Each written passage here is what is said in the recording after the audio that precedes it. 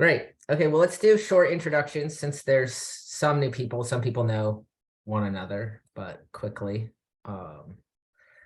Just, I guess Annie, Diane, and Roger and Noel know one another. So Joni, why Hey. don't you, yeah, introduce yourself, please. Hi, I'm Joni. Pronouns are they and them, surfer, writer, co-founder of Benny's Club. Living in New York. Living in New York. Great. Kyla is a pro surfer.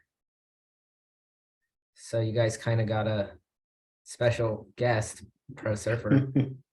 Great. I'm coming home from work in San Francisco. Co-founder of Queer Surf, and that's about it. Stoked to be here. Thanks for having me, Dion. Great. Yeah. Nice to see you, Kyla. All right. So normally we'll do it quick since we want to get into the material, but we normally do forecasting before the book club, and it's good just to keep up with that. It's kind of our practice here. So I will run through the buoys really quick. We had a nice swell event today. Did anybody surf today here in New York? I did. Alas, no. Roger, no. Annie? Yep, this morning. Before it got big? Yeah. Cool. Yeah, there was a really nice window for smaller waves early this morning. Yeah. Yeah. Joni? Yeah, I got it this afternoon. I think like after it got a little smaller. Cool. Yeah, it was fun. Diane, did you see the ocean today? Oh, I looked at it a lot, but I missed the early morning small window, so I did not surf, but I watched. Awesome.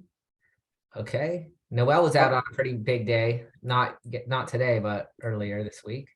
Oh yeah. I had the cameras up today and I was just watching. I was like, yeah. Hi, Jess. Jess, do you know these other people here? I don't think so. Why don't you introduce yourself?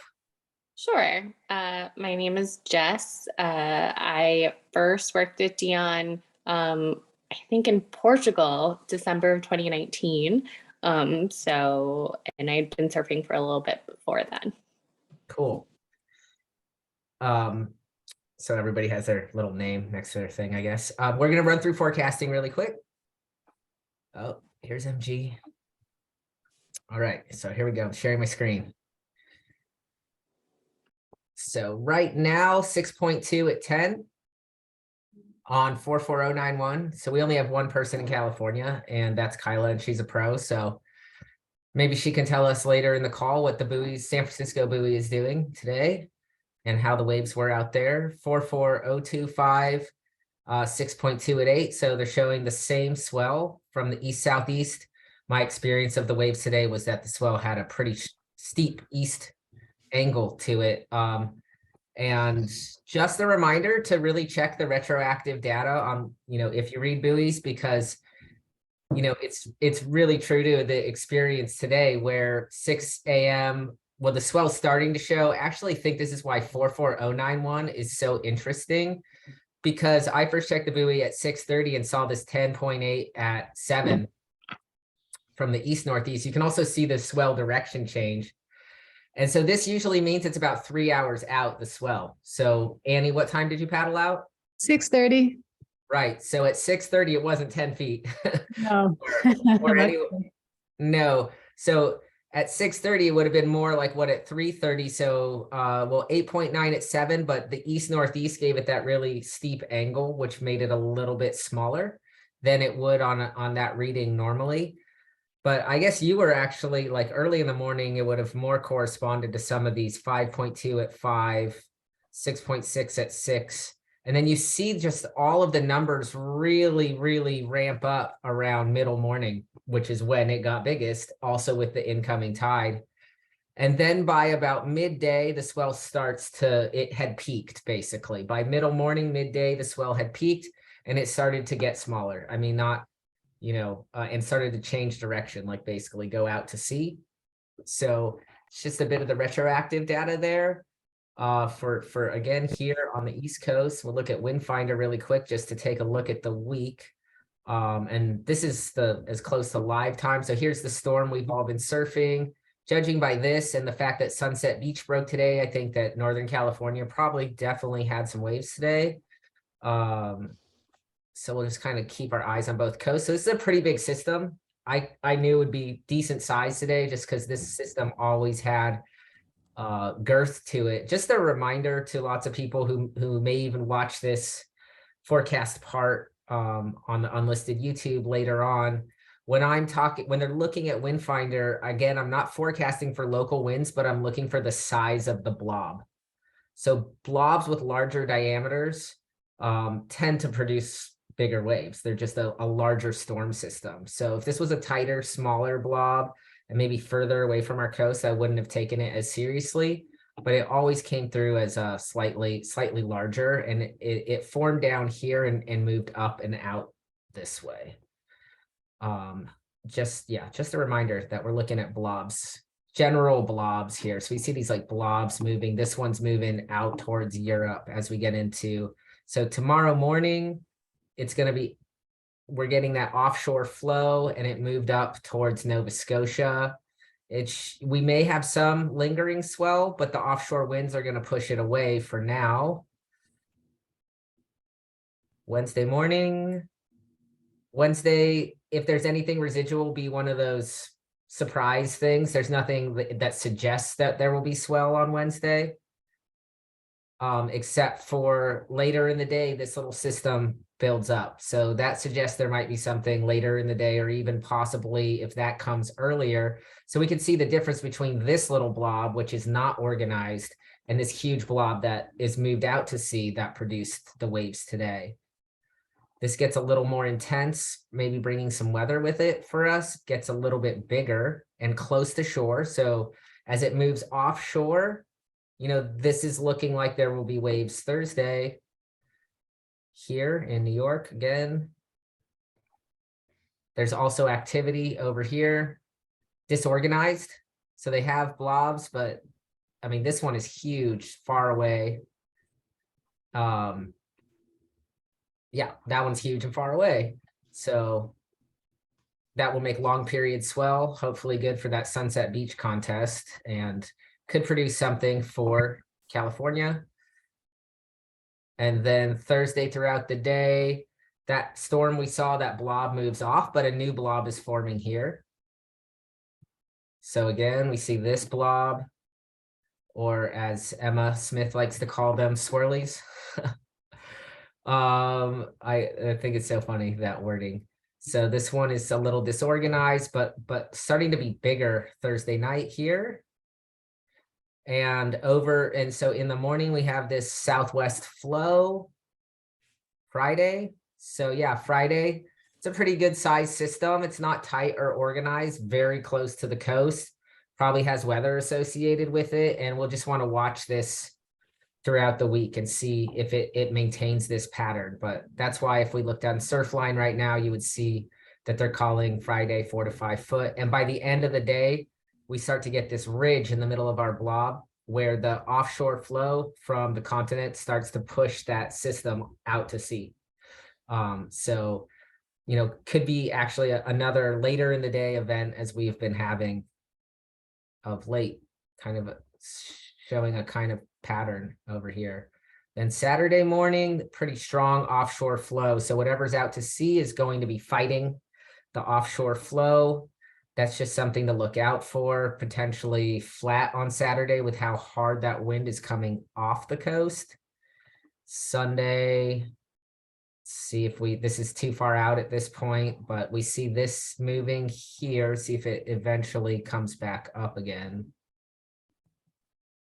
No, but we get some system that comes directly off our coast. So potentially next Monday, a little system, this thing kind of stays in place, which is good. When they don't move too fast, when they stay in place and just linger off our coast, that can produce like more consistent surf. Lingering is good. Then we have this system on the West Coast. It looks like it's going to come and bring them weather. That's pretty close for them. They definitely get more longer period swell than we do. And yeah, this is looking good here too for potentially next Tuesday. But to early days, that's a nice looking system though, kind of placed really nice for our area, which is just off and southeast of us. So that's looks like, you know, some activity to work with. And if we just we'll run through as people know, I don't like to use Wind Finder again for the local winds. I like to use the Weather Underground. And let's see, tomorrow, offshore winds. Wednesday, those borderline, Wednesday looks kind of gross. And then rain, like we saw, west winds, but light on Thursday. So Thursday could be one you want to look out for in the morning because it'll probably read poor on Surfline. And then Friday, just like we saw, the storm hits us and then the offshores come. So by the middle of the day, again, like I said, a midday swell event, offshore winds for the morning on Saturday, because that's from the leftover of that system being pushed off. And then Sunday, some of the winds that should produce the waves for next Monday. But Monday has west-south. So these are New Jersey winds, but this is a week out. So we'll just have to see, you know. And just since there is one Californian, just let's look really quick, see what they have going on. She's in San Francisco. Again, she's pro, so she knows how to do this on her own. But it's just worth taking a look and see what their winds look like. So they have the same direction, which is not good for them. It's great for us. But the northwest flow is normal for this time of year, starting to move into spring over there. And this is hard on shore. So Santa Cruz would be okay. You know, for San Francisco, this is terrible, really morning sick. This is starting to be okay for them. These light easterlies are nice. And then there's so many microclimates in that area of California, though. This is, you know, grain of salt really here. Looks like towards the end of next week looks a little better for them too. So that's our little forecast briefing. Any questions or comments? I have a question. So if you're looking at the buoys, if you said it's 3 hours out from the buoy to here, do you then usually check 3 hours prior if you're wondering what it is currently? I will check a buoy like the Harbor buoy or 44025 to see more what it's like here. Oh, got it. Yeah. So that New Jersey buoy is like in Barnegat Lighthouse. What is that? It's not Long Beach Island. It's off of Long Beach Island. And so I'll check the 44025, which is off of Islip. And so they're going to get swell even later than we do. But it's a little further out to sea. So I find 44025 to be pretty accurate for what is happening in Rockaway for me. I mean, like right now. So if Yeah. I looked at it right now, the Islip one, right, then I would know what's happening here, or closer approximation than the Barnegat. Yes. Okay, because I was just all confused by the buoys this morning. That's why I looked at it all day, because I was trying to like understand why, right, like what the buoy was telling me and what I was seeing and try to square those. Yeah, here, let me just share my screen really quickly and we'll just look at that retroactive data really quickly. Because that's helpful for what you guys are asking. So, well, let's go to 44025 since we're talking about. So when we checked 44025 at 6 a.m., it's showing this, well, there's like some missing data here, actually. So that's confusing. It was showing like kind of a larger swell, but the interval was down. Right. Let's see, these people are admit. Okay. It ended up, because of the east-northeast and the swell, it ended up being, so this is where the swell direction factor today was weird because of the direction. So anytime there's east-northeast in Rockaway in particular, you want to be a little suspicious that the swell is going to get in, because sometimes the angle can be so steep when there's east northeast that it can Oh my miss. God, Joni. So even if even if it's up a little bit with an east northeast direction, it can miss. So I think that's what was throwing everybody off today. Like, why are the buoys so big and why are the waves so small? And then finally, when the swell filled in, there's more south in the swell when it started filling in. So it was a direction change as well. Okay, Mhm. okay. Great. Okay, great. So there are some new people who came into the conversation. I have admitted Kat like 5 times now. There she is. If anybody wants to introduce themselves, please do. I'm gonna go. I wasn't able to do the reading, so. Okay. But Well, thanks Diane pops in for the forecast. for the forecast. Thank you. All right. Bye, Diane. Take care, guys. Yeah. Okay. Well, we can move forward then. So I just want to get a sense of which readings people did, and whether anybody got to listen to the podcast with Neil deGrasse Tyson. Can chat or say. I listened to the podcast and skimmed all the readings, or read or skimmed all the readings. I read and did not get a chance to listen to the podcast. Okay. Joni did readings but didn't get to the podcast. Great. I skimmed or read all of the readings, and then I got to the point where we were talking about sports in the podcast. Okay. And then I had to join the meeting. Okay, cool. Fialka read the essay. I know MG couldn't do the reading yet. I wasn't able to do much. I only saw this was open to the public during work, so, and I just got off, so. Yeah, I'm kind of new to social media marketing, so sorry about that. Getting there. Slow learner here.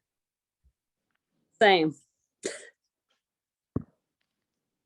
Okay, great. So a lot of people did read my essay and the Warshaw piece. And we also, a lot of us who do book club read the Warshaw piece for the last book club. So I'm actually just curious. Noelle wrote some really good points, which maybe you can just reiterate when that makes sense, Noelle. And I kind of wanted to step back and just hear some of your critiques of what I wrote, how it compares to what Matt Warshaw wrote. I have like a larger question about philosophy and journalism that maybe Roger or Joni might want, anybody who's a writer might want to speak to. I find that like maybe that is what has frustrated me about surf writing, is when surfers try to weigh in on really heavy topics without really doing their work or taking this tone of authority when they have like there are lots of great people to read to get resources on this kind of stuff, and they seem to rely a lot on anecdote, which I think has always frustrated me as an intellectual surfer my entire life. So yeah, I'll hand it over to you guys. And I don't know, I think there's like, I can moderate if there's like a little hand, or you can like wave your hand, and curious to hear your thoughts. Well, I could address the journalism question. Journalists don't really know anything. So most of us, I should say. And so the journalist often approaches things as a dilettante by definition, and usually seeks to consult with experts. Now, Matt Warshaw, as a writer, he's writing a different kind of piece in that it was more of an essay, but he's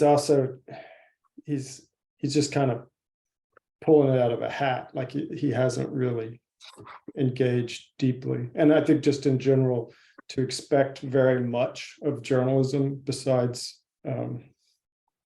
the surface or like a first stab is asking too much, because journalism is more of a,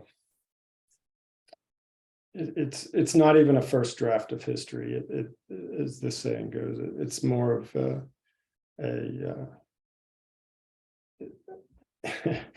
it's just it's a first approximation at a first draft. And I think the New Yorker piece kind of illustrated a lot of the sins and flaws of journalism. The Gladwell piece. Yeah, the Gladwell piece, because I think of Gladwell as being, I have to be careful because this is being recorded. But I think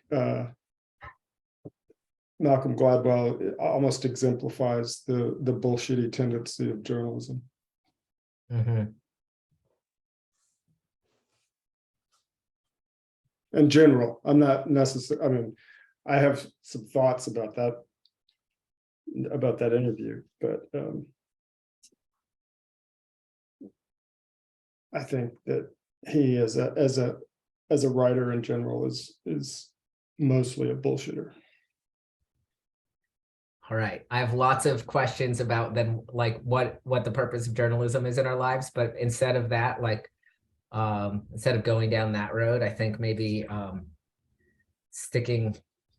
going back to the question of gender and surfing and some thoughts that people had about the things that I wrote and said, and any critiques or places where maybe it helped you conceptualize surfing or surfing history or anything like that.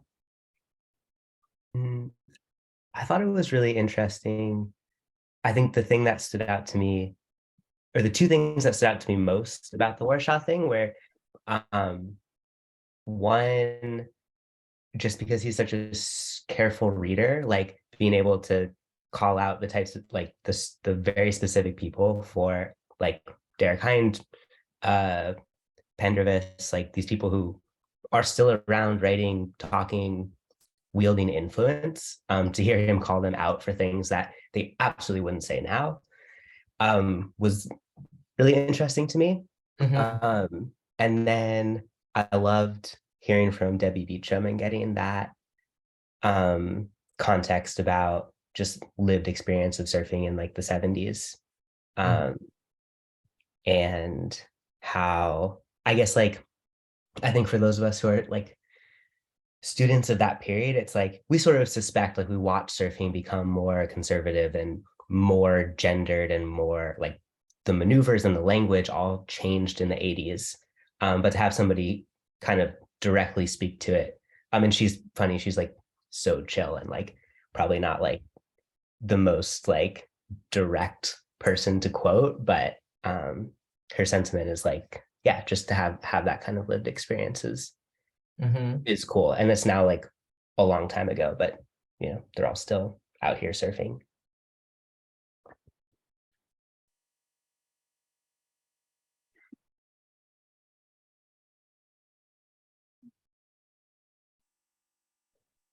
Noelle, do you want to bring up the points that you emailed me about? Yeah. Yeah, I think it's a little bit related to it's just that well, one was like, I guess I'll start with the last one, because like one was about the broader conversation about gender and surfing, and the recent one that's been happening online after like Bethany Hamilton's comments and everything, which was like actually reading about surfing in the 70s from that, and then reading Dion, in your essay about just like different ways in which there is sort of like inequity already in like, or like, right, the board type made a difference in like or like in different people who are socialized at different genders, like access to like certain waves or like certain surfing practice. And then there's like all these historical inequities and like access to coaching and like sponsorship and all that. So just like I guess one thing that reading about the different like points of inequity in like a gender like sport just made me basically made obvious that a lot of and seeing like the people who've been most vocal about like supporting Bethany Hamilton's comments, who had also like never complained about these like previous points of inequity in like surfing, just made it obvious to me that it's not at all about like basically they were like not writing for women's rights or like women's surfing like before. So it just made it highlighted for me how it was very much not about like a concern, or it was like couched in a concern, in like language around concern for like women's equity, but there are so many different times when people could have spoken out, and so it's very much clearly not about that, and it's like about their own feelings about trans people. But it's like that's like one thing that brought up. And then also yeah, I mean, I guess that's like one aspect of that, learning about how it was before, learning at the various points of which like many different aspects of the competition setting were like access to resources, all of that, there's always been inequity, just highlighted that a part about the conversation online that's been, or in real life, I don't know, I haven't been subject to that, but yeah, that's been, sorry. Yeah, so that's one thing. And then something I didn't write though, which is that your description, Dion, of like certain like attitudes about surfing that like, as like a cis woman socialized in that like it's exactly how I am in terms of like hesitating on waves and like bleeding, giving the right of way too often, or like all of that. That also was interesting to see that mirrored. I was really actually curious about that in general. So basically some of the women, the people who identify as women here are the first women surfers who've read this essay, because the only other woman who's read this essay is my dissertation advisor, and she doesn't surf. And I actually have to read her recent book, which is called Anarcha-Feminism, and I have no clue what Kiara's thesis is in that book. I have got to read it, so I'm not even going to try to summarize her view. But yeah, I was curious because I found Iris Marion Young's framework really, really useful for writing this, which was a part of a chapter of my dissertation, which I lifted out and turned into a more essay form in lieu of the reading the Warshaw piece. Yeah, because I think that Iris Marion Young has a really nice middle position that allows people, like, especially it like makes for the space for like all of the inequalities that cisgendered biological women have faced throughout history. She shows the power structure. I forget the I'd have to go back to my piece, the other scholar whose gendered power structure framework she takes from him and then adds that third category.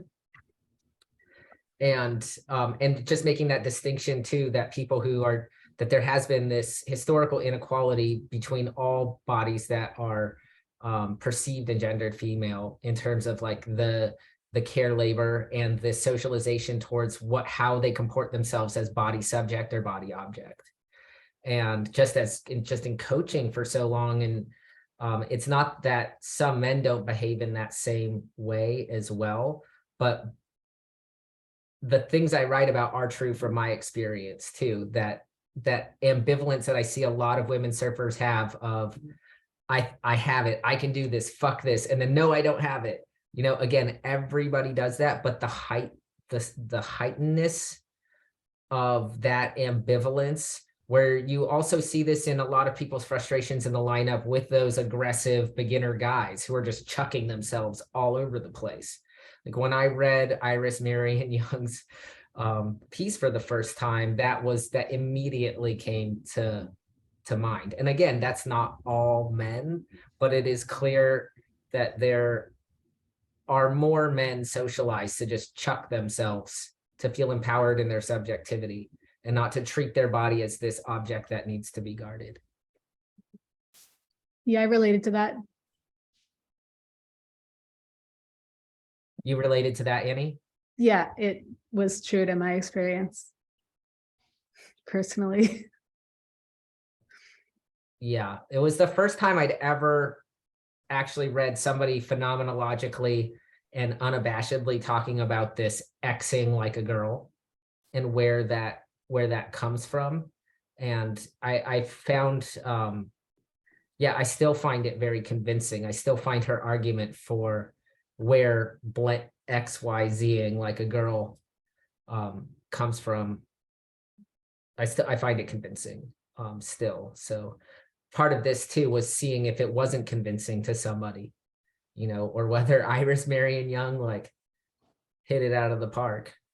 You know, I think there's something to be said about performativity, like all of Judith Butler. But what Iris Marion Young does, what I'm talking about with the middle ground, is that some people feel the urge to say it's all performativity. And she says, it is performative, but these roles and socializations have become historically reified. So these are ways of being that people inhabit that are very real and have categories attached to them and have very specific phenomenological ways of being attached to them, that it's not, at a certain point, they are performing, but it's not that there's no, that's not that it doesn't have a basis from which the performance extends, a historical basis, and a milieu that they're born into and socialized, that we're born into and socialized into. In order for anybody to perform any category. I had an interesting experience in terms of I both felt like it rang true, but also found myself like pushing back at moments and thinking about, at least in terms of like my surf crew, like I feel like I'm actually more aggressive than some of the people, the male surfers that I surf with, and maybe that's just my group. But I was just trying to think through of like, in some ways, like I am more like lack self-preservation, and it's sort of dependent on like who, against what background I'm like. I think when I'm surfing with you, Dion, and like that group, I find myself, yes, more like thinking about self-preservation and like how do I make sure I'm not in the way, and a lot of the language that you were talking about. But then in other contexts, it's not that way, and it could also depend on like, do I know the surf break? Do I feel comfortable in the surf break? It just felt more complicated than the like system that you laid out was like my initial take. That was my first time reading it, and so I feel like sitting with it can sort of help you think through some of the things. That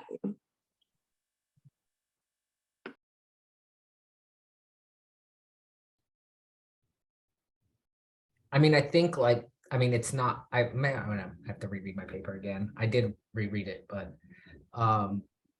you know, a more thoroughly fleshed out biological, ontological, sociological, metaphysical understanding of the relationship between sex and gender is probably called for somewhere, even in a footnote or something like that. Because for me personally, I am somewhere close to Neil deGrasse Tyson, actually, and using the framework of Freud's thoughts on original bisexuality and polymorphous perversity, which is just going to look like a huge continuum and a huge spectrum.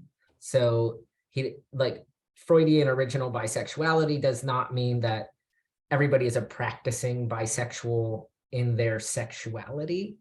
But what Freud, he's using actually Aristophanes' myth from the Symposium, The Origin of Love, the one that's used in the Hedwig, with the Freud actually interestingly lifts only one of the three spherical beings from that myth. So in Aristophanes' myth in the Symposium, it's the all male ball with the 4 legs and the 4 arms and probably 2 penises.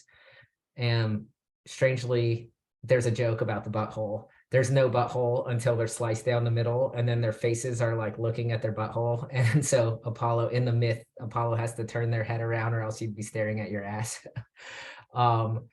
Anyway, it is a farcical story. And as we all know from reading the Republic, Plato likes to joke around too.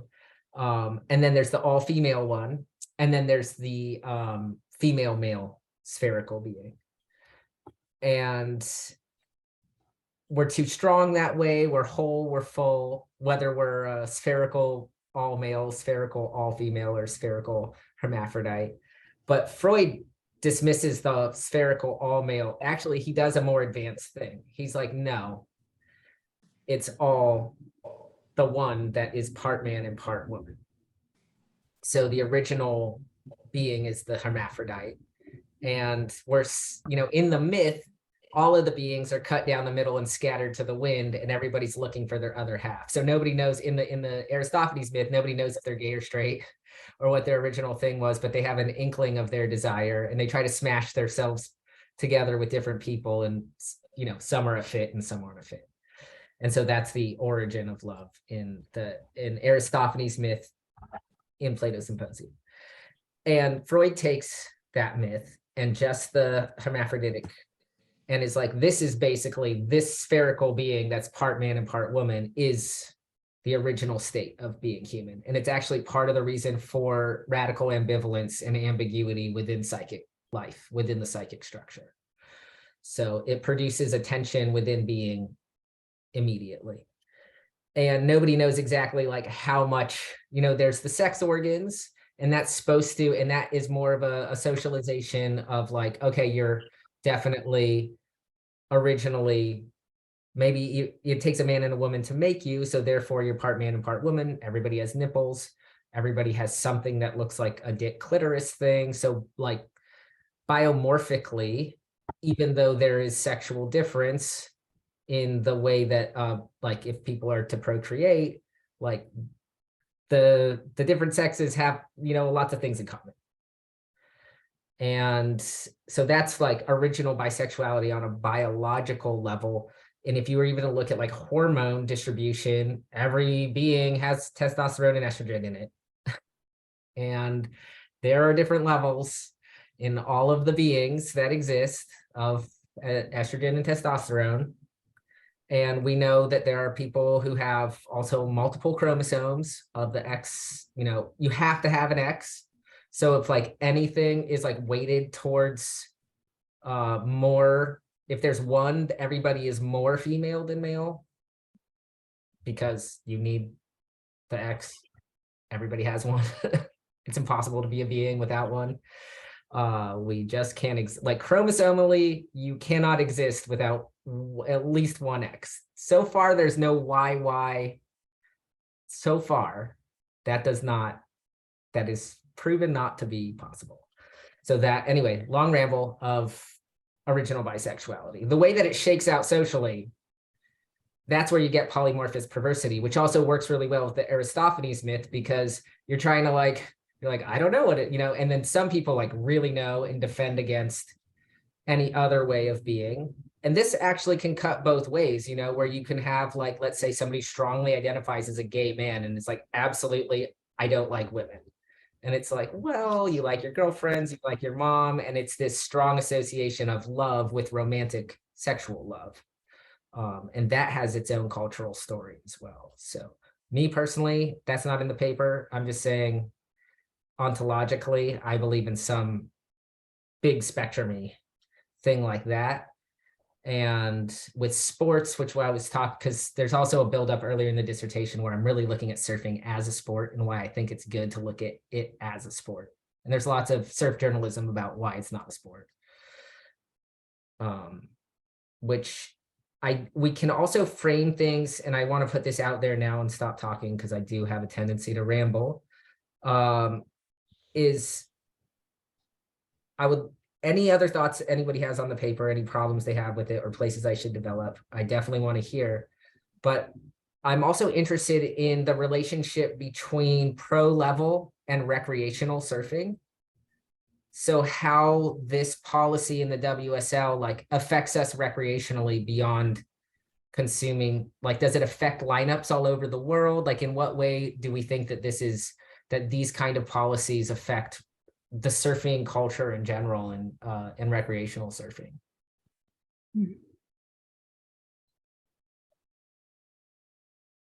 I feel like when we think about like, of course, like there's obviously a difference between competition and recreational, but I do think like sports having the platform that it does on a cultural and social level, like surfing, outside of surfing, so on and so forth, like this is a cultural space where if we alienate a group of people, in this case, like trans bodies, like we are sort of grooming as a society, like a complacency to the idea of policing bodies in that space. Like I've spoken to several people in this group about this, or I've talked about this, where it's like policing bodies. Like I see sports as like a huge arena for like the opportunity for like being okay with systematic policing of bodies, whether it be when it comes to like spectrums involving race or like class or gender in this case. And so I do think it matters. I mean, like, I think representation is complicated and not like, it's representation's not the goal, but it is like a part of like how we consume like morals, I think, like, and like, or ethical frameworks, and how we establish our own moral and ethical frameworks. So yeah, that's sort of my opinion. And I think like even just like the public discussion about this that we've seen like online, I think it's really interesting because from both sides, and I've myself have to be really cognizant of this, and I think we all should be, which is like when we talk about these policies, like I know that the WSL is newly announcing this policy, but like, you know, rules surrounding like gender and bodies is like, that's been a really broad spectrum. Like the NCAA has allowed for that. I was a D1 athlete. Like I knew trans athletes when I was in college, and this was like 6 years ago. And like, so like, the thing is like, I also think we need to be careful where it's like, I think this will change the recreational space, but like, we also need to acknowledge like that bodies that have existed outside of this binary have existed in these spaces for a long time. And so like, and have been, I'm not saying completely accepted, but like queer surfers or trans surfers have been a part of recreational surfing for a long time. And I would be like careful of also erasing that by saying like, this will change it forever. Like, no, this is continued. This is like a progress, if that makes sense. I don't know if people disagree. I don't disagree. This is, I think, maybe like a little different, like more of a California thing, but a lot of the recreational surfers, at least in San Diego, who are like over the age of 20, were like competitive, wanted to be competitive, were like really paying attention to pro surfers, and everyone like wants to be a pro surfer at some point in their adolescence. So I think that's like, for me, my understanding of like at least that coast, that feels like maybe the biggest impact is just like the kids are paying attention. And yeah, they're thinking about some possible future for themselves in that space, and what that space will look like, and in some way like internalizing professional surfing's norms as like surfing's norms, even if they also know at the same time that that's not the whole picture. Deanna, you're from California. Maybe Kyla could also like. Yeah, well, I'm from a different state of California, which we really need to cut the state. Okay, fair enough. We need to cut the state in half. I mean, and Kyla's from San Diego and now in San Francisco, but in the surf culture I grew up with, and I'm just going to put this super crudely, to like pros. So this is so weird. I mean, this is even, I mean, we're talking about tribal on the most minute levels, right? So really what Freud calls the narcissism of minor differences here, because I'm from a tiny little town in the middle of Monterey Bay with a really hardcore Northern California flavored localism culture, which also exists in San Francisco. And you have between San Francisco and Monterey Bay, Santa Cruz, which is very pro surfing, bright wetsuits, photo culture, surf trips, and all of that stuff. So while I'm kind of couching this in the terms of Northern California versus Southern California, and I would say that Northern California, the Santa Cruz pros view themselves as a little more hardcore than the Southern California pros. The tribal culture where I grew up would say to like to be sponsored at all, to like to be viewed, your body in the wetsuit in images is, I'm just gonna say, is gay. Those are the words they would use. So I didn't want to really, I danced around it. I didn't want to mince them, but that's what they say. Where in Santa Cruz, they use that language too, but they more like the San Diego surfer, like have young kids that like, they have people to look up to who are professional surfers. Where I'm from in different parts of California, where it's strictly black wetsuit, black surfboard, hardcore, like there's this association with hardcore, and not hardcore porn. But it's funny thinking about it now, just dumb joke, but they are very anti-Southern California surf culture. And so I think also those Southern California kids and Santa Cruz kids are internalizing that there are those hardcore people out there too that think that thing. So then they're defending against and creating these identities that are hyper homophobic because they already know there's a whole entire faction of the surf culture that thinks they're gay because they like colorful wetsuits. And being in, you know, I know that people like Luke Davis get a lot of this flack, you know, just because. And then you see homophobia then come out in these different ways where people are like, I'm okay with my sexuality, so I'm gonna like play into like gayer stereotypes on my Instagram stories or something like that. But then I'm gonna make sure from a male perspective that I'm posting a picture of my super hot model girlfriend. You know, it seems that the placement in the social media is very conscious in the crafting of these identities. And obviously social media has played a huge, like we wouldn't even know what a lot of these pro surfers think about these issues if there wasn't Instagram. You know, when WSL announced its policy, that's what blew up were the comments. And I'm actually not even clear of any trans women surfers trying to enter pro shortboarding contests at all. Maybe I could be enlightened about that, but I'm not sure what the threat is or what where the perception of this threat is coming from in like actual, is there some trans woman out there just like lighting up the shortboard scene that these women are so worried about? Yeah, that was my question, that looking at these extremely accomplished, very powerful surfers, these champions or almost champions. I was curious. It was interesting to me the dynamic of the threat. Kai, did you want to say something? Sorry, did you say me? Did you Oh, no. did you turn your camera on? Did you want to say something or like weigh in? No, yeah. I mean, the NorCal SoCal thing was spot on, and then you fleshed it out perfectly, Dion. Just like such a different culture up here, and yeah, I like pro surfers idolize one place. Pro surfers like, yeah, being despised, run out of the water, slammed totally. Yeah, got heckled at Moss when showing up with color on my wetsuit. Just like yeah, but I think just bringing back to I think it all comes from the fear of Sasha Jane Lowerson, the longboarder.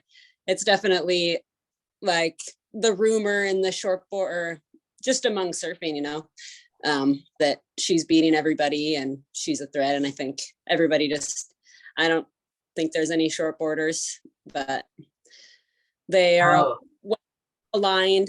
And so now that she's on the challenge or doing the Challenger series, folks are thinking that a pro short border is next. So thank you. I think all stems from that. Can you say a little more about her? Because some of us like are just don't. Yeah. Yeah, she's in Perth. She was a pro longboarder world champion pre-transition. And then she transitioned and started competing with the women and started winning contests. And now is she's trying to get enough money to do the full Challenger series for the WSL. And longboarders have been outspoken. Some, like when she first won her first event, there was some public statements made, or just on social media, you know, some longboarders in full support, can't wait to surf with you in contests, and other surfers just like, this is so unfair. And then even more recently, since the Bethany video, some longboarders have chimed in of how it's totally unfair physical advantage, and engaged with a pro shortboarder in Western Oz, who said that the women, the longboarders in Western Australia just, I don't even want to compete anymore because Sasha is just going to blow them out of the water, and they just know it. And so far she's been apparently pretty dominant in the contests and winning them. That So does make it tricky.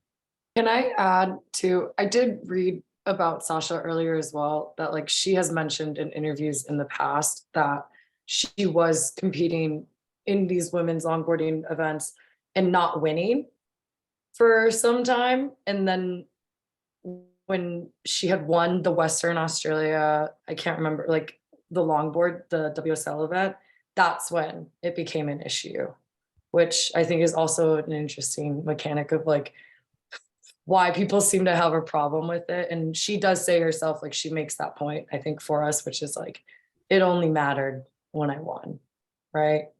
Which I think is something that could be discussed as well, which is the assumption that like trans women will dominate cis women's sports is like, in the fear mongering that comes with that is like hinged upon the idea of losing and winning in competition, which Joni, I think you've spoken to me about a lot, so you could probably speak more on. Sorry to tap you like that, but I actually want to ask Joni also, so we'll rope it together, because we did an email exchange and I wrote about this concept of, and actually Emma is recovering from a surgery, so she can't be here, but she highlighted this part of my essay where I'm talking about grace and about sports that have different kinds of aesthetic value systems, right? So not all sports are the same.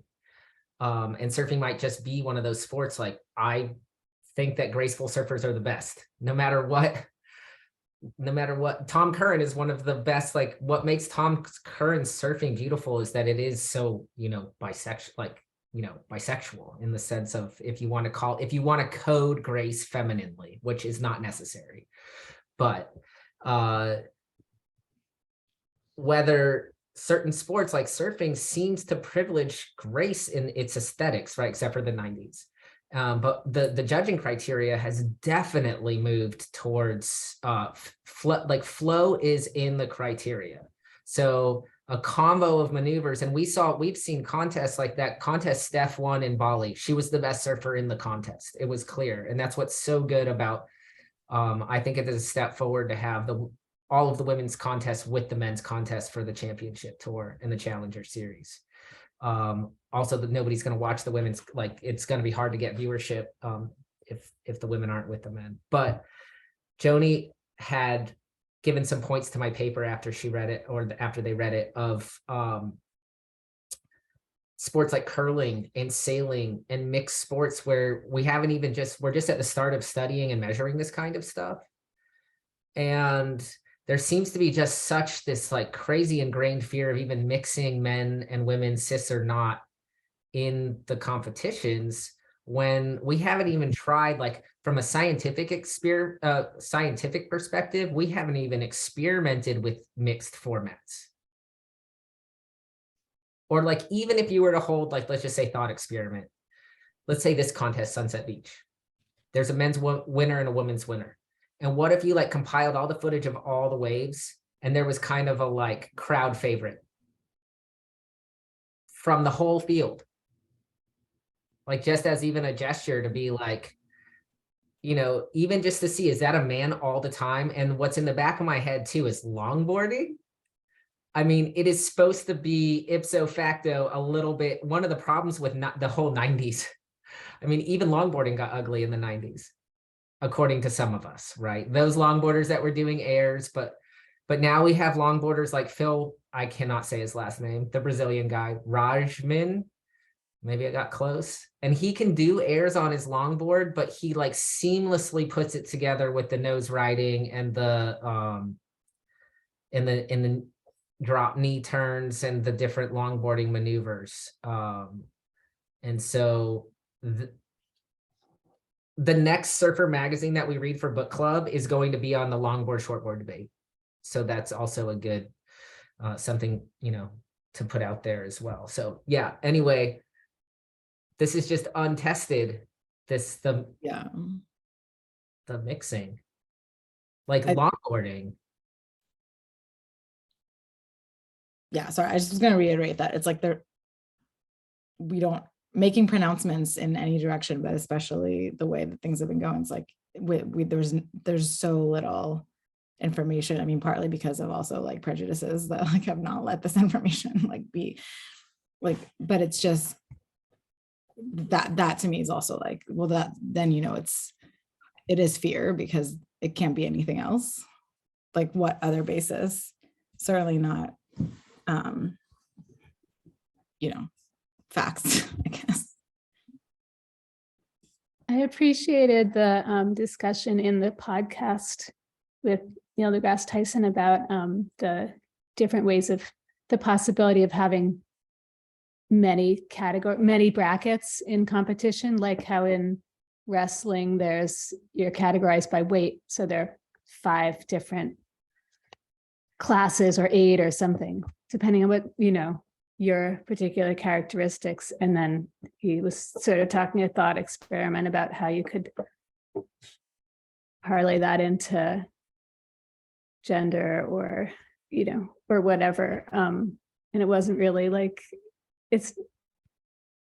anyway, it seems like it makes a lot more sense rather than trying to fit everyone into 2 categories and then having people fixate so much on certain individual like elite athletes who they think should or shouldn't be in one category or the other. So I'm like I have not been consuming very much media lately. And saw that all this was going on, but didn't, you know, was like, I'm not really engaging in this discourse. I mean, here I am, but I'm reading about it right now. And she's saying that, or I guess something that Bethany Hamilton says is that she wants to, she thinks a solution would be creating a separate division. Is that something that everyone saw? Was that part of the like post, I guess? That's been a lot of the pro surfers say that, at least I've seen on the, like Kelly Slater said that. I mean, a bunch of pro surfers have been saying that. Oh, okay. Interesting. I'm also thinking about what you guys were talking about longboarding, which was like, there was something going on like several months ago, like back to about Joel Tudor trying to do something for women's longboarding or what was that about? You're like boycotting the WSL because of something. He was boycotting WSL, right? I don't know. So everyone's boycotting something. I don't know. What was the Joel Tudor thing? I'm just curious. Maybe that could, maybe that's related to what we're talking about. I mean, I don't know, WSL, like, where did this announcement come from? I'm not gonna say it's good or bad. I'm just really curious, like, it just seems like PR to me, like, I don't understand. The WSL made an announcement, and I think from what Kyla is saying is correct, is it's because of this long border in Western Australia.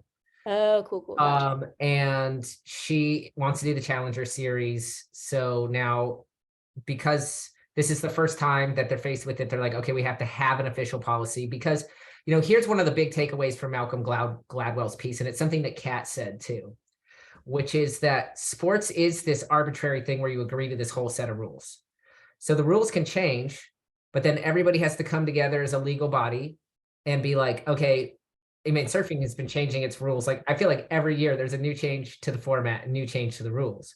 So everybody has to abide by these rules, whether it's like priority, which also shifts constantly, and holding periods for the contest, how long the heats are going to be, what is the scale for judgment of scoring the rides, you know, what counts in the criteria, all of this. So they even have criterias for like what length of board you're supposed to ride in a short board contest, or what length of board you need to have in a long board contest. So you can't like enter into a longboard contest on a 6.0 egg and go like nose ride the shit out of it when it only takes you like half a step to get to the nose. So the board has to like have length to it for it to count for you to get up to the nose. So when we play sports, and when we so that's what's really interesting between the recreational and the professional thing, is that the rules that govern the recreational aspect aren't as strict as the rules that govern the professional aspect. And it's assumed that the people going into the professional aspect are just accepting the rules for what they are, or they have to go into the political governing body and advocate for themselves or their peers on how to change the rules, or they need to like work their way up into an established like political leadership position within that governing body and work to change the rules within the governing body. So what they've done in surfing is the WSL just has adopted the ISA policy. And the ISA policy is basically the Olympic policy. So there are these policies that are based upon, and one thing that we haven't said, and Joni and I have texted about this, is like, I don't even think this is a transgender policy.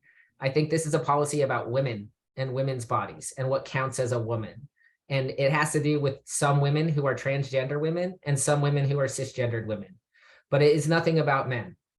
It's about how much testosterone is or isn't in female bodies, in bodies that identify as female. So I even think the policy name is wrong. And Kat was right. It's about like policing bodies, and particularly like women's bodies. And how, and it's also very early days. So I think what is also awesome about Neil deGrasse Tyson. So if anybody hasn't listened to the podcast with Neil deGrasse Tyson, go have a listen, because the way he handles the subject is so open. He's not saying he knows the answer, right? He's like, okay, sports is hard for this reason. You're agreeing to these arbitrary rules, and sports has this sedimentation of just believe that the whole actually debate of unfairness in sports is open as well. And Neil deGrasse Tyson, you know, he's like, how far are we going to push this? Like, basketball is heightist, you know, sorry, there aren't going to be any 110-pound sumo wrestlers. There is this one phenomenon of this Czech guy, I think, and he's like 190 pounds and he does sumo wrestling and he does pretty good. But he is a major outlier, you know. So for the most part, they're all enormous. They all have these same bodies. They do the same training to get these same bodies. And yeah, it's just very fascinating. But Neil deGrasse Tyson's take on his take on sex and gender is super fresh and refreshing to listen to. Like the quote I put on Instagram, he's like, he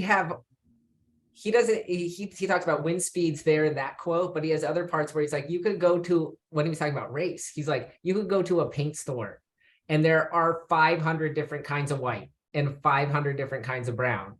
and we can only call people black and white. We can only call them men and women, but we have like infinite categories for these other kind of arbitrary things. Yeah. Just imagining a world in which like sports were split up by like your testosterone level, and like you competed in brackets related to your like testosterone, or like you could, it's interesting as a thought experiment. I don't think it would actually happen, right? But like it's interesting thinking about like that world, and is that, and to what end is that fair? Like is that even something that is like, fairness is an interesting aim, right, in sports, because that's like there are all sorts of things that we've all talked about as like being unfair, right? Like whether you've gotten training, whether you're sponsored, right? Like all of these things are like ways in which the playing field isn't level, but we try and pretend it is. And especially in conversations like this, it's like, how do we make sure that it's level when it's clearly not? I think, so Neil deGrasse Tyson has this great thing that he says about sports, spectator sports, which most pro sports are. We watch them because we want to see it. How many people turn it off when somebody's getting creamed? I mean, I can't. I don't care if it's men against men or women against women or whoever against whoever. Like, I want to see a good game. And we watch the entertainment value is that, you know, like the Super Bowl last night was super awesome because they just kept scoring points. And when we make assumptions like, oh, you're just going to get creamed, and you don't let somebody try, like you have to test to see if that's the case. And then the competitive spirit kind of knows no bounds in certain humans. And like, nobody's testing Kelly Slater's blood to see if he has more testosterone than everybody else. He has 11 world titles. Like nobody's even close. Nobody's even going to get close. And that was like some timing bit that he was just new school enough and the board suited him. That really came through in that Surfer magazine that we read that had sexism sucks. Like the old guys in that, or like the not so old at that time guys, Derek Ho, Sonny Garcia, Gary Elkerton, are pissed about Slater. They are very mad about him riding these tiny little surfboards that literally didn't work for anybody and still don't work for anybody except for Kelly Slater. And, you know, Steph and Carissa, I mean, female pro surfing has been dominated by only 3 people. And nobody's like testing their hormone levels. So it's just, I think that there's a lot of socialization and a lot of playing with these language games and categories that just hasn't been pushed and tested. Yeah, and I feel like they put out the call to test people's hormone levels, like in track and field, based on how people look. You know, it's prejudiced that way. Like if you're not feminine enough looking, then if you're winning titles, they'll like go in on you. Mm-hmm. I mean, I think I remember like it was interesting that you sent over this article as part of the reading, like potential reading for this, because I do remember Caster Semenya, and that was a huge discussion because there was a lot of critique of like, this is only really happening to Semenya because also she is a Black woman and doesn't embody like traditional feminine, like, and then all of that surrounding, like there's so many other identity politic that's involved with that alongside those gender lines as well. I actually wanted to clarify, like even in that article, I was confused. Malcolm Gladwell kept saying, or like, I don't know if I was reading it funny because I was reading it on my phone, but like that when you agree to be in these competitive sports on that level with that platform, you agree to the hurdles that are involved. Is that what he was?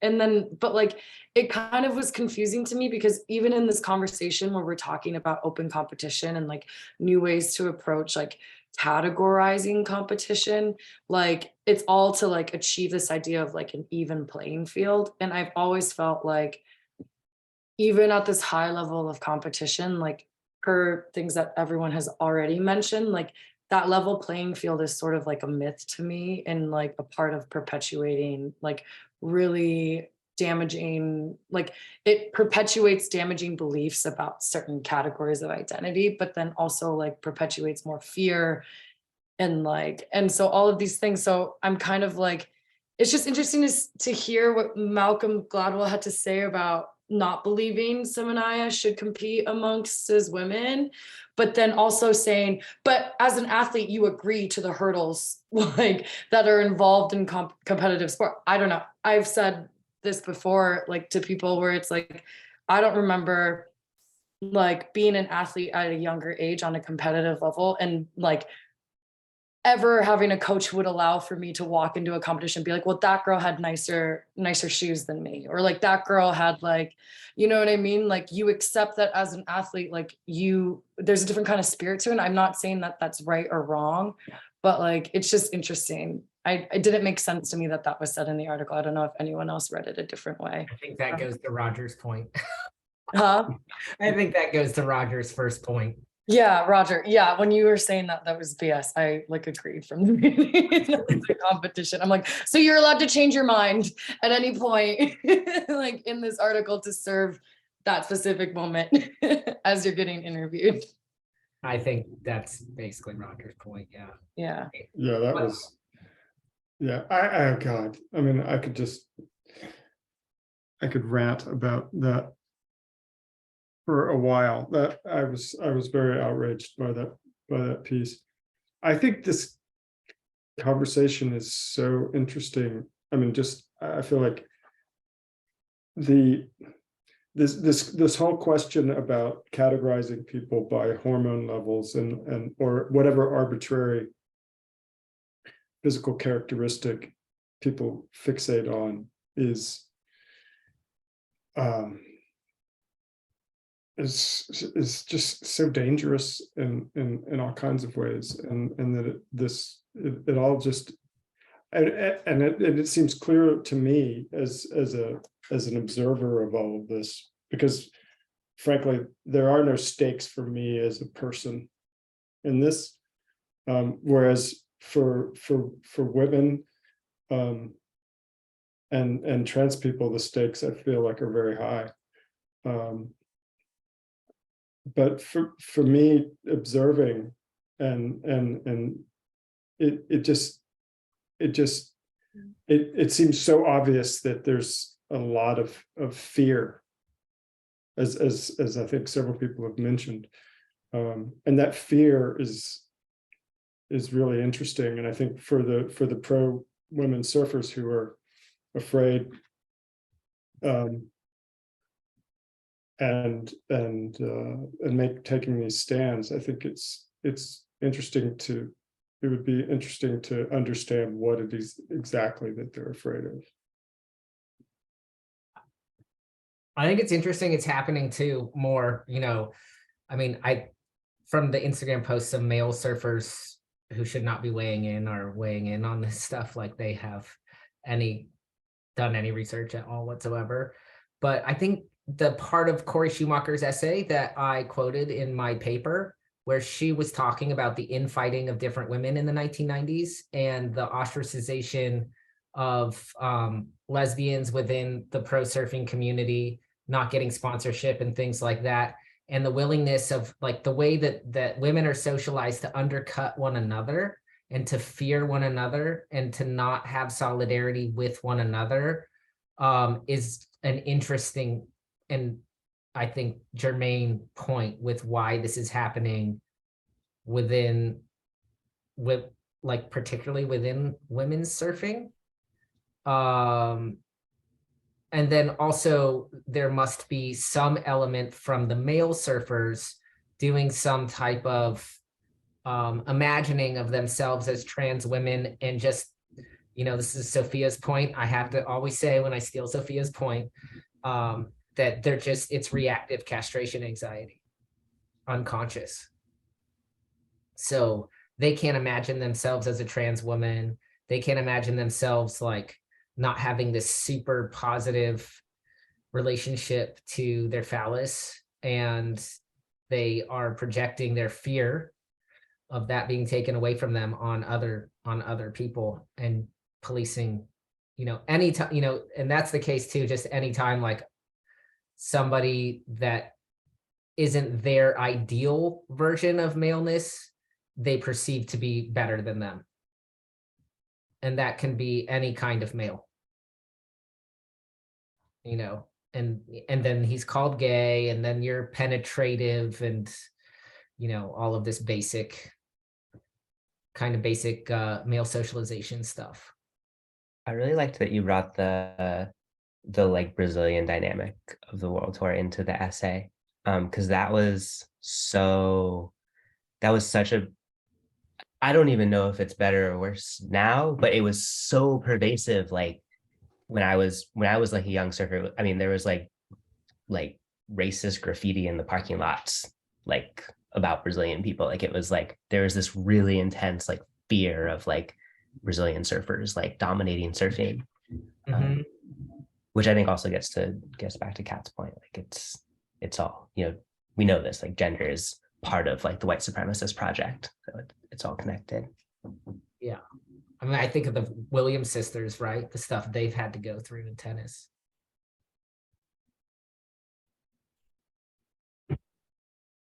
Their bodies just don't fit the mold of, I mean, Venus a little more than Serena, but that her body didn't fit the ideal for tennis.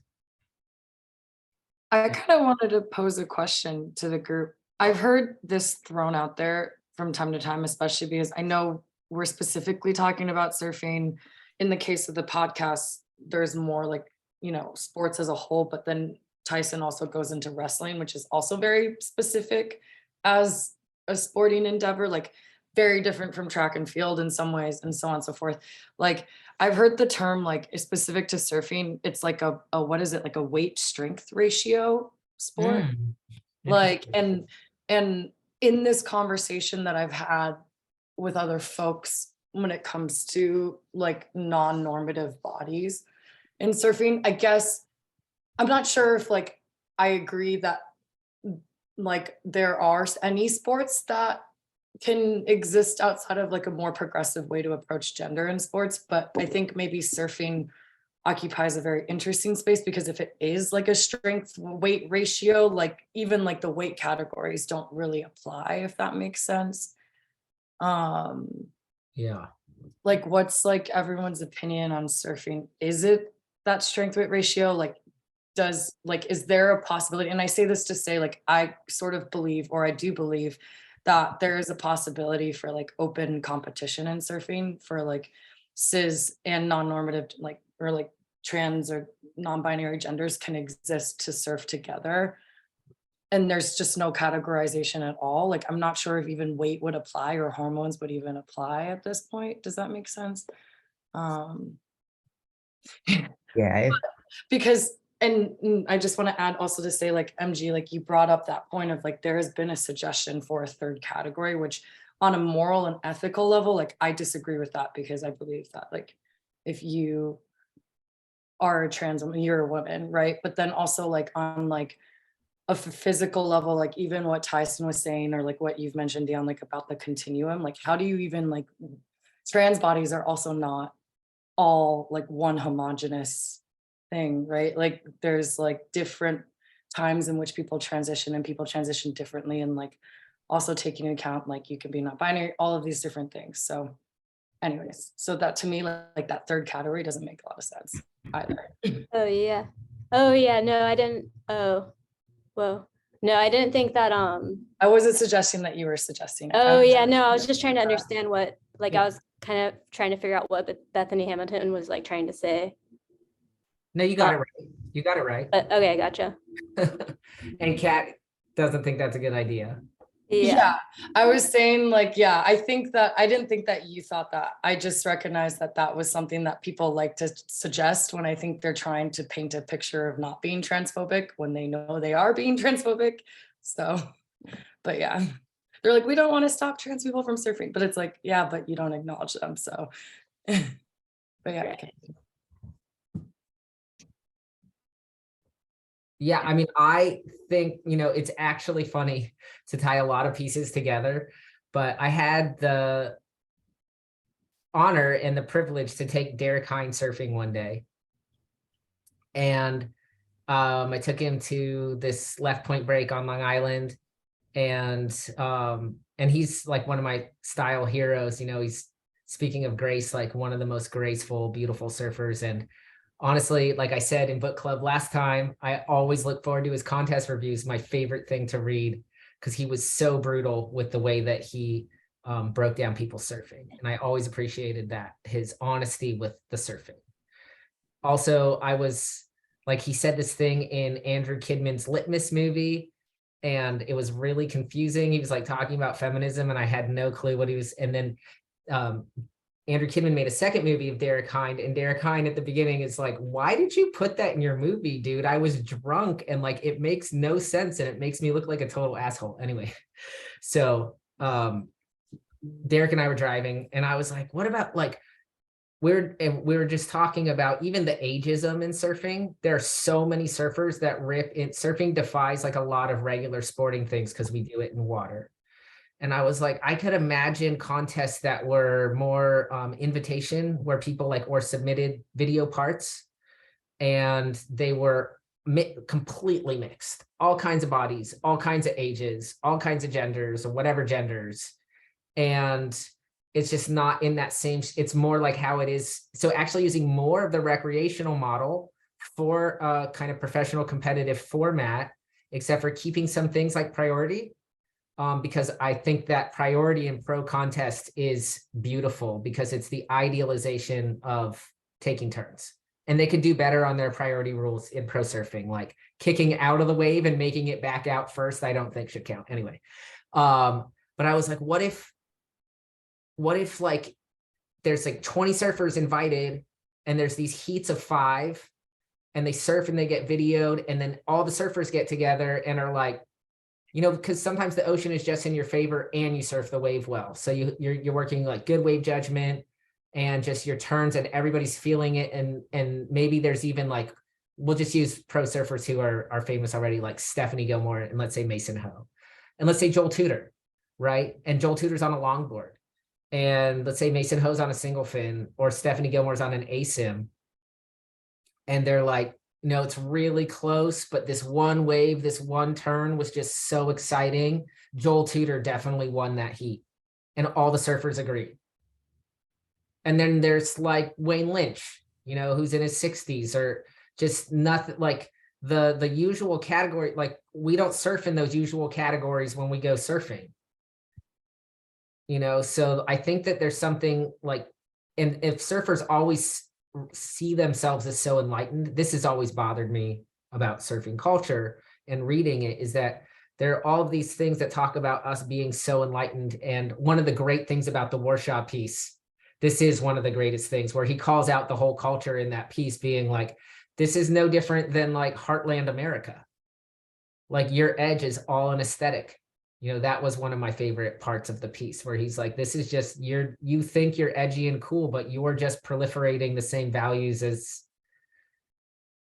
Friday Night Lights or whatever. And Derek was like super pumped on that. He was like, you should be the president of the, then when we were talking, it wasn't even WSL yet. He was like, you should be the president of the ASP. Because it would be exciting viewing, right? If we take Neil deGrasse Tyson's point that like, it just has to be exciting, and I think where we're going with surfing is like, we want to see look at like never before, that we are coming into a golden age. I believe I tend towards optimism just on surfboard shapes alone. Like, we are accepting, I mean, well, the 90s were dark. Like I write in my piece, that 90s shortboard was not good for a lot of people surfing. And it was really detrimental to not all women's surfing, but to anybody that like had less paddle power. I mean, surfing just has and like everybody who takes coaching from me knows, it has an instant answer to lack of paddle power. You get more foam. Even if it's an inch in width, thickness, or length. it could still be a short board.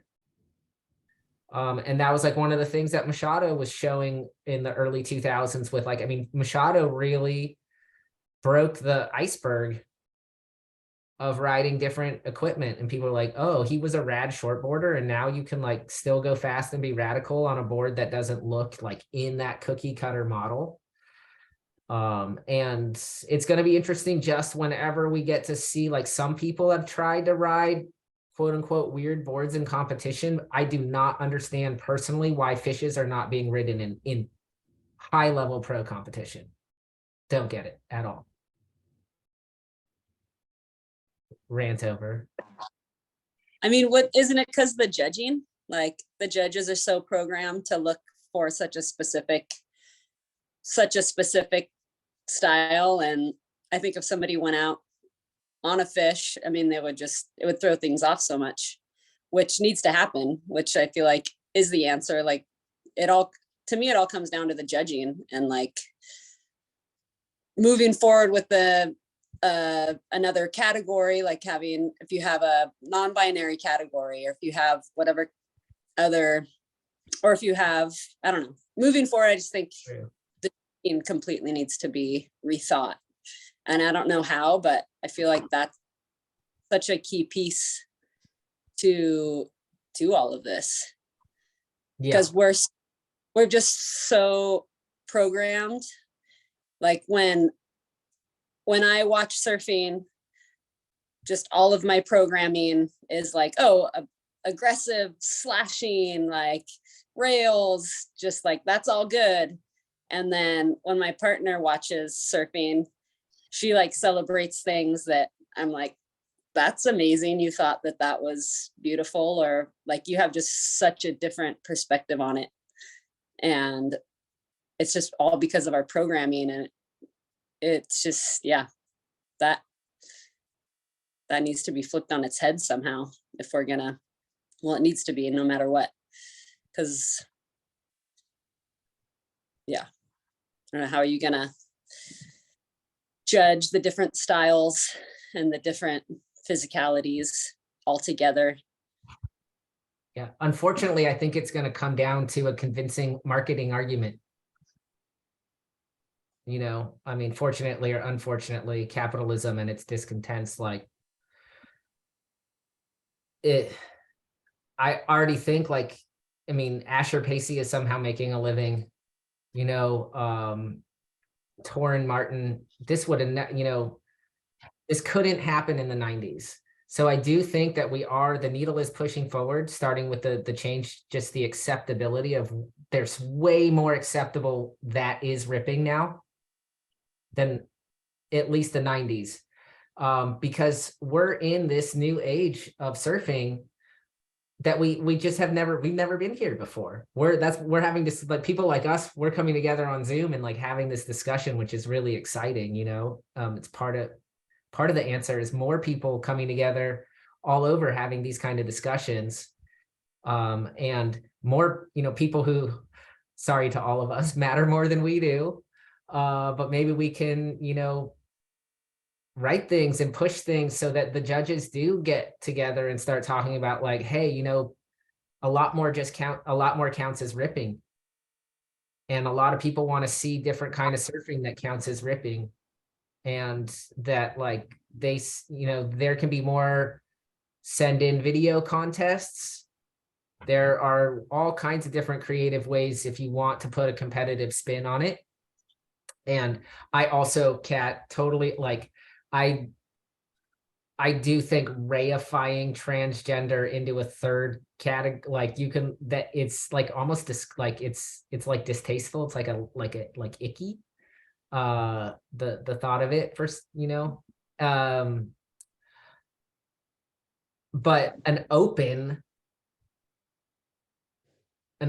which is just, but it would have to be, that's tricky, you know, like, is it going to be all like, who's going to be in the open, you know, the all category, but I think in that case, it would have to be separate, and it would have to be like, a different set of kinds of contests where just the whole format's tweaked again, all kinds of different boards, all kinds of different ages, any kind of, and honestly, like if a contest like that ended up being all people who identified as women or whatever, like that would just be the case for that one, but on accident.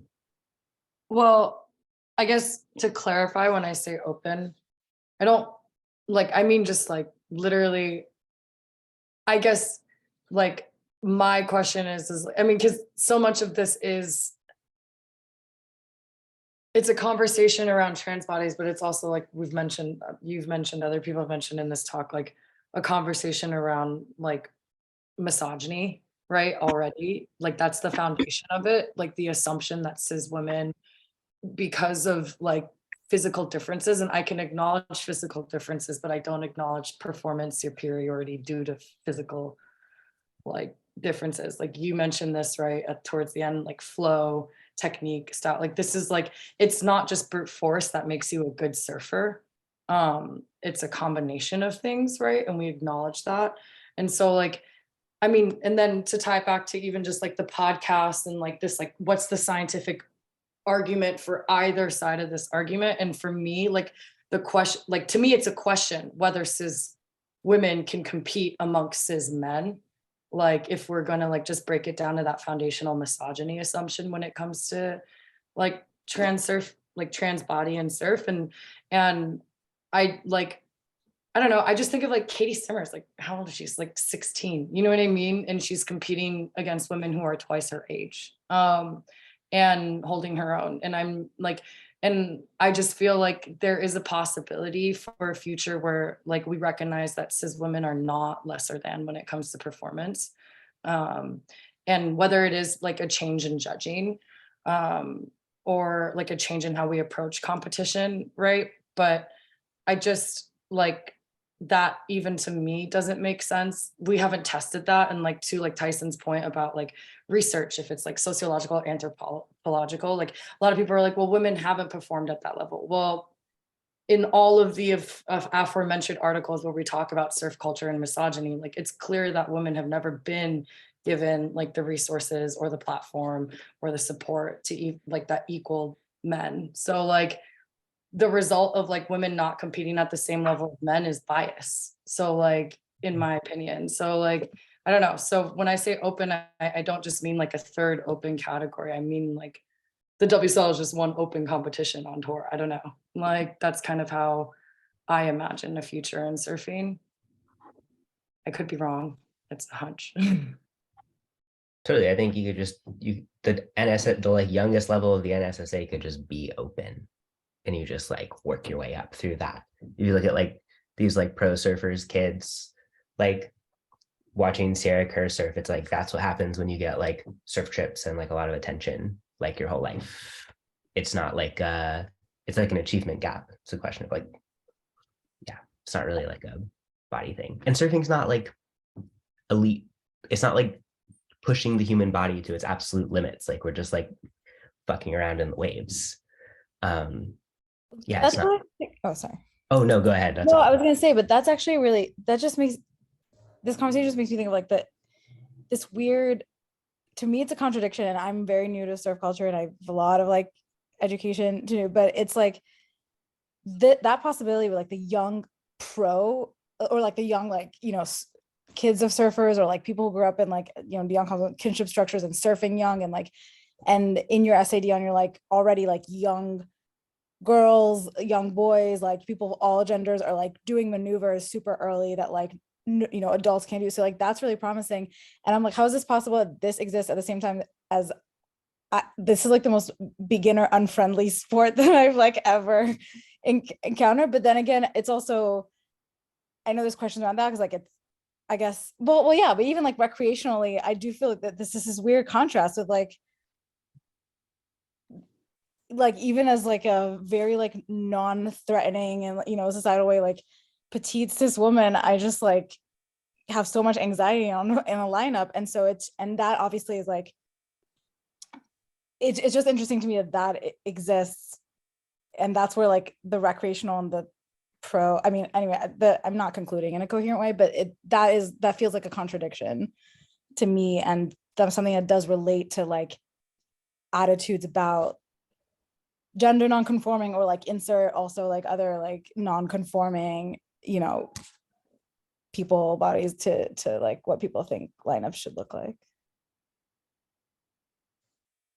So that was very long. That wasn't really a point. That might get back a little bit to what Dion was talking about earlier about like the different types of surf cultures and That's- like what happens in professional spaces. I mean, each lineup has its own particular norms, and those cultures are like passed down as like new people entering it are trained by the people who were there before. That's true. That's my take on it anyway. I think.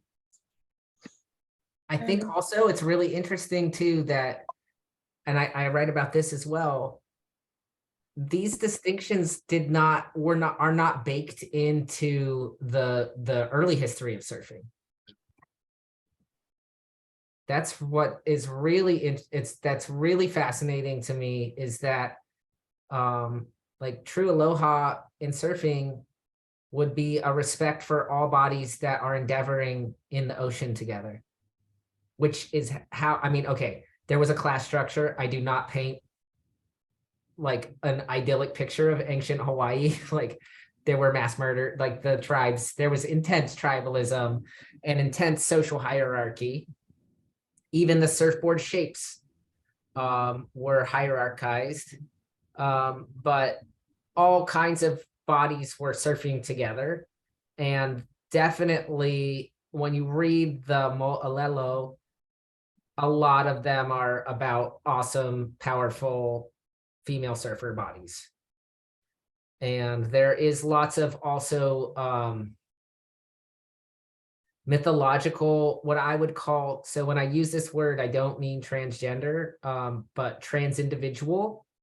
That's a larger principle, ontological principle of how basically any kind of complex system forms out of simpler systems.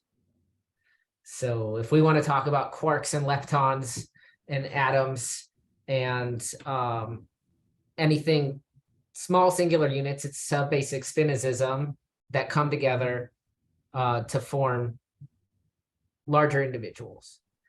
And so in like the Hawaiian myths, you know, you have humans that turn into different animals and animals that turn into different humans. And you have just a much more, you have a broader imagination of what's possible. You know, it's still an earlier technology. You know, I think that the human imagination is even like larger now but there's something important in that early phase. And also like just they hadn't been socialized to these ideas that specifically that female bodies were like lesser surfers. I mean, in a really basic way, that was not a part of like early surfing culture. And, you know, I have to say, to their credit, with all these contests going on in Hawaii, Kaipo Guerrero and Isaiah Helakunihi Walker, and Megan Abubu, and Hawaiian people have been doing the announcing. And I actually have to say the WSL has been doing a much better job than ever before in surfing history in hiring Hawaiians to do the announcing in Hawaiian contests. And they use a lot of Hawaiian language. They talk a lot about the values of Hawaiian culture and what it means to surfing.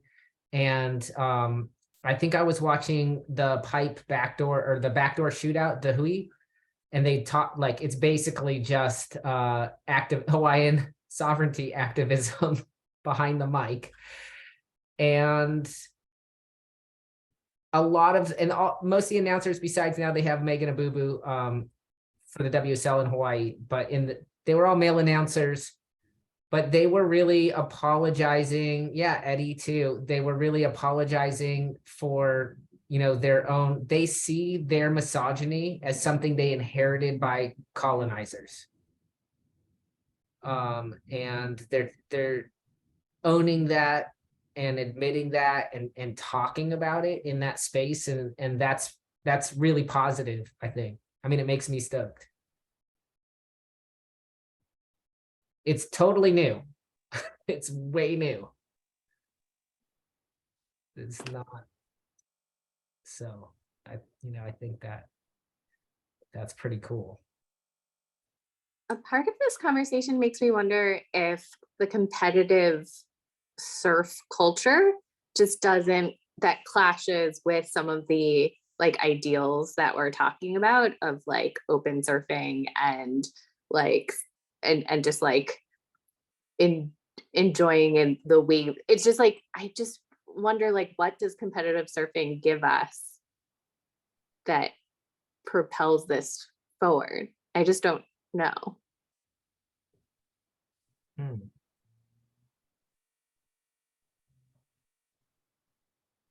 Propels what forward? The equality or the more broad-mindedness? Yeah, any of these things, or even like, because to me, competitive surfing is also intertwined with capitalism, right? Because I think in a lot of cases, you can't even afford to be on the circuit if not without a sponsor. And that is wrapped up into certain ideals of like what, especially for women's bodies, what women's bodies should look like. And so it's just like, I just don't, yeah, I don't know. Like what does competitive surfing give us? Yeah, I kind of feel you there.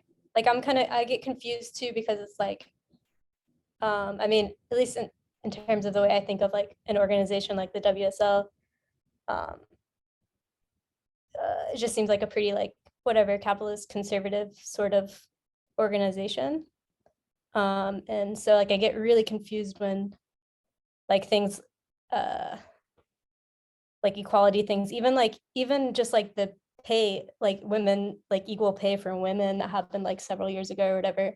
I get really confused, like just like so we're like cheering it on, like we're like good job WSL. I don't know what the consensus is. Like we're happy about what the WSL is like, because I don't know like how empowering or how like progressive it really can be as an organization, and like how, and going further back to like what Jess maybe, is that your name, what Jess was just saying about like, yeah, like the more, I don't know, I guess like this idea that like gender and transness and has always been something that's been a part of like the human experience, right? And more kind of like in a more like sort of egalitarian like society or something, it wasn't as like delineated, right? Like we weren't really thinking in these sort of categories. And so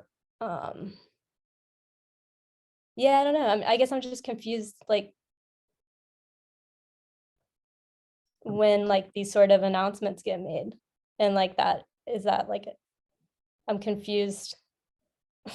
I think I'm just confused, but yeah.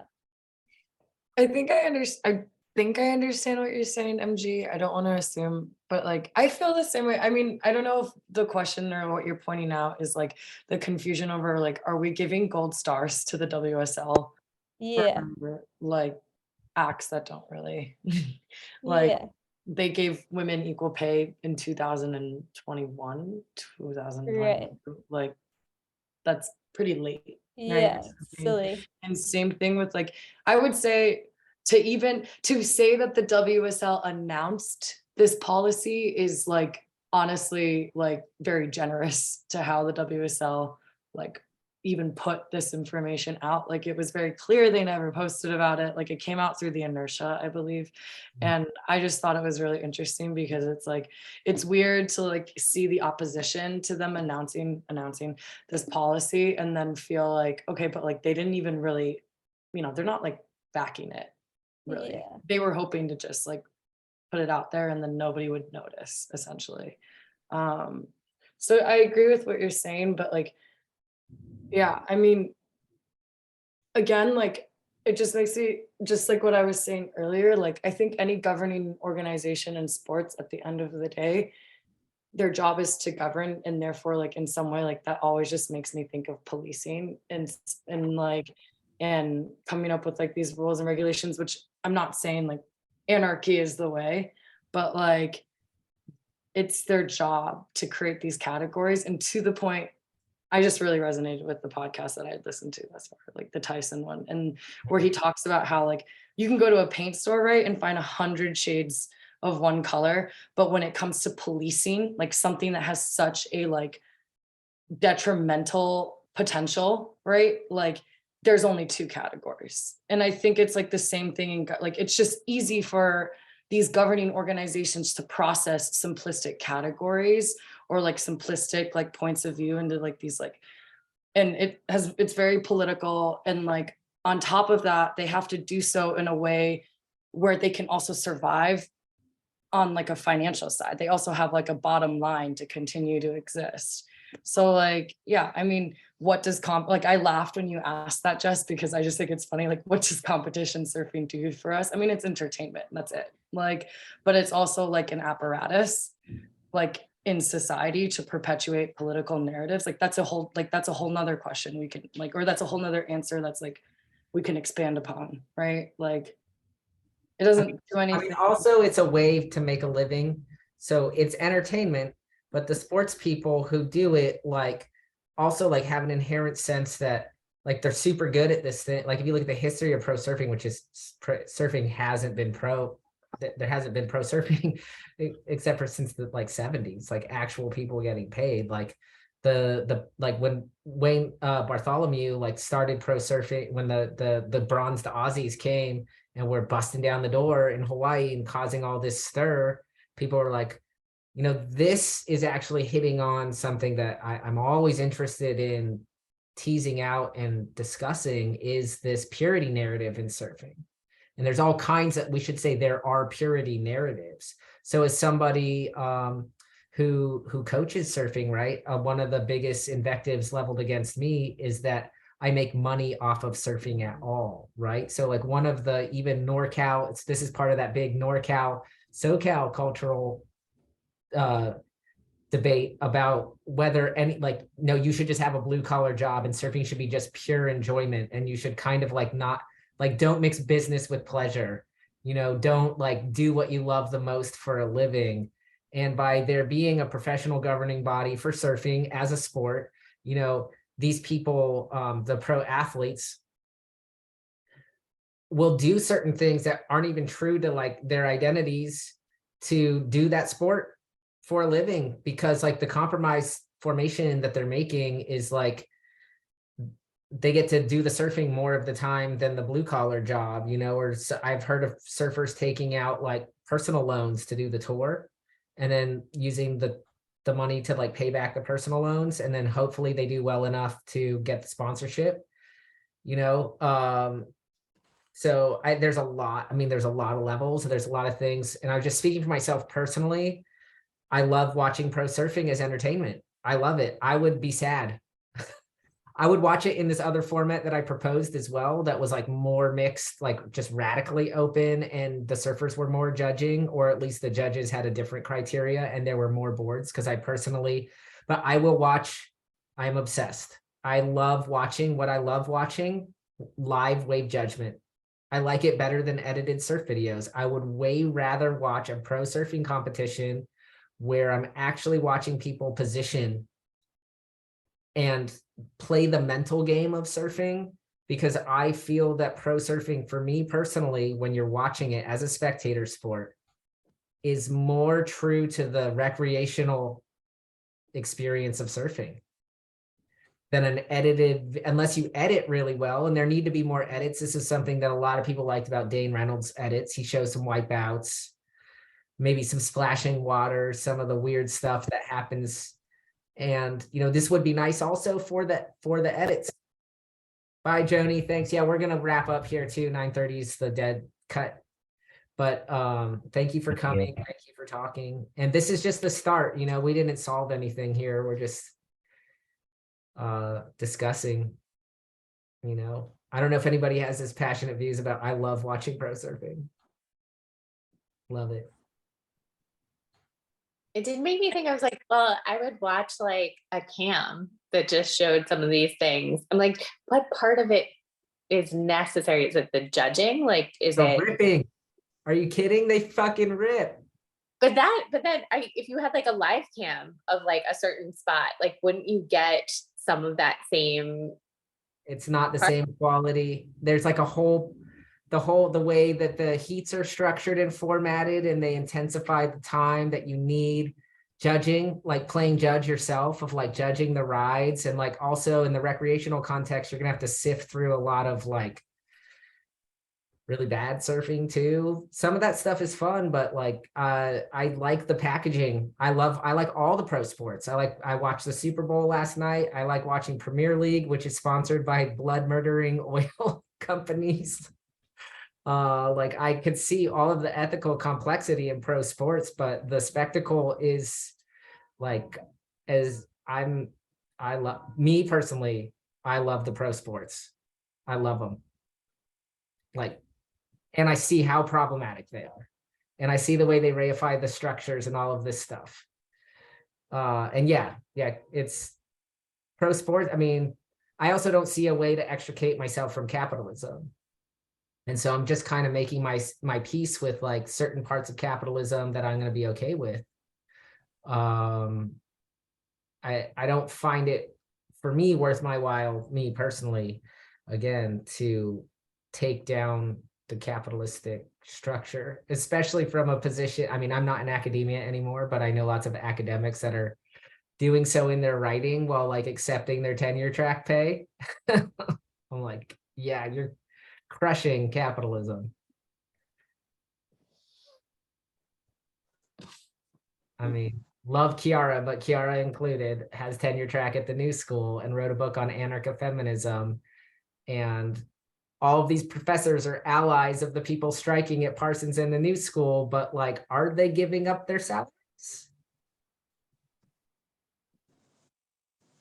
So, I mean, I do think like, so for the answer to your question, Jess, for me, like the pro surfing gives me, so like, I enjoy it so much. But I do see all of its problems too. And I can imagine like if you expand your imagination, like so much is possible. You know, and one of the things that is cool about surfing and very important to remember about surfing as a sport is it's so young. It is so young. And actually pro sports as a human institution, okay, we've always had spectacular gladiatorial things, but pro sports is pretty, also as a phenomenon, pretty, like if we look at all of human history, it's not much. So we definitely can do better, I think. Sorry, am I muted? No, you're no video, but we can hear you. Now you're muted. Now you're muted.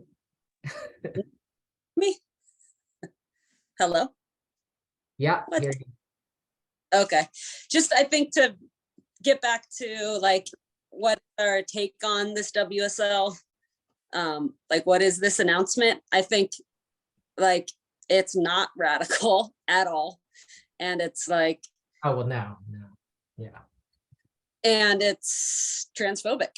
Like we're gonna regulate people's hormones, but it's wild that it's being like pinned as this like the woke WSL, when it's like, yeah, they're just following the Olympic guidelines. But I mean, in the same vein, it's like, it's not radical. I don't know, that's my. I was gonna say, it feels like it's hard to divorce from like the political moment too that we're in. Like to me, it's just like people jumping on that, and there's like, it's such a moment of like dismissing everything as woke. There's like a really strong right-wing assault on many people's bodily autonomy. So it's like, it feels also kind of like very much of that moment. I just wanted, I think the trans misogyny, like that Kat was mentioning, is also like, that's why nobody, like, there's no trans men, right? And that, like, there's not a mention of like nobody gives a shit because they just assume that like somebody who was like, you know, assigned female is at birth is never going to be able to like compete in with cis men, right? That's like the fundamental assumption. Yeah, there's even like male pro surfers that are like, can't wait till a trans man comes and that'll be funny. Like, yeah, right. Yeah. Yeah, surfing has a lot to work out. And like, I think these like, for all of my effusiveness of liking watching pro surfing, I mean, I do see WSL as like an ultimately conservative body, and Joni, before she left, made a really good point, or before they left, sorry, I keep doing that, but made a really good point about yeah, the women, there's like equal pay in the contest, but fewer women are allowed in the contests. They do surf all the spots now, but there just are fewer. So it's like, what is it? The top 22 women and the top, am I right? Top 16 women? I think, yeah, 16 and 32 men, right? So half. So yeah, it's really not equal. But you know, they're just going by statistics of how many men there are in the world. And I think though, the other thing that like, we didn't, like, in a future discussion, is to really dig deeper into kind of these ideas just that people have about what sex and gender are. You know what I mean? Like, there are people like me who have PhDs in philosophy, or people who have researched something other than their own feelings and opinions about it. Like, wait, no, like, let's really think about what these categories are. Let's really think about how they get sedimented, how they get set up, how they are reified and reinforced through different cultural institutions. And surfing has its own cultural institutions that reify and reinforce these things. And they come out as attitudes which are used to indoctrinate young people to believing, you know, all kinds of different things about bodies that really just aren't based on any kind of rigorous scientific reflection at all whatsoever. And by science, I don't mean reducing everybody to hormones and chromosomes. This is also points to a debate within science and philosophy, which there's a difference between science and scientism. So the empirical method is great, but the scientism and medicalization of bodies, that is a bad offshoot. That's a bad scientific metaphysics, according to me. To reduce bodies to hormones, to reduce them to even things like height and weight and different data points is not like, bodies have those things, but that is not the sum total of what makes a body. And so to conceive of bodies, like, there's just a lot of different cool ways to conceive of bodies. And this is, you know, these ways, even Warshaw's piece, which is good, pointing out sexism, it's still not, you know, this is where it's half-baked. You know, it's not looking at the way that bodies are conceived. It's just talking about the way that sexism is kind of operated on the surface within surfing culture. And not like really looking at like, what are the stakes for these definitions for all of us? You know, like really how much, back to the fear thing, like how much of your world is really going to be shattered if you like adopt this new way of seeing bodies and defining bodies. And there's a lot of fear of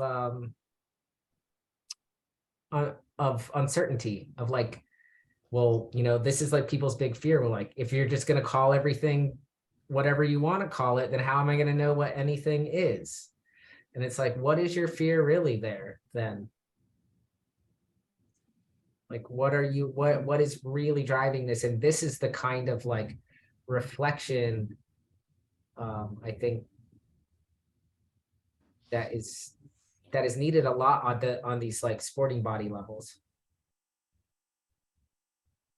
What would be nice to hear, you know, and you know, I don't know, it's like some kind of group therapy thing. They're really talking about their fears.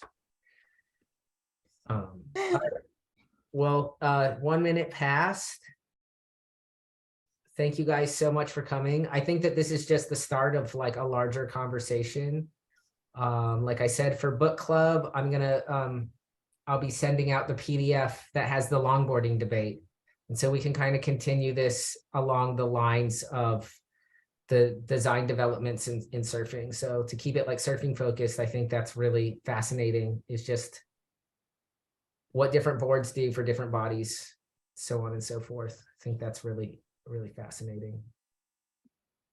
And standards of performance. Great. Awesome to Thank see you your all. faces. Thank you. Fialka, we never see your So face, much. but we love you. Bye. Bye, guys. Thank you so much for coming. Yeah. Mm.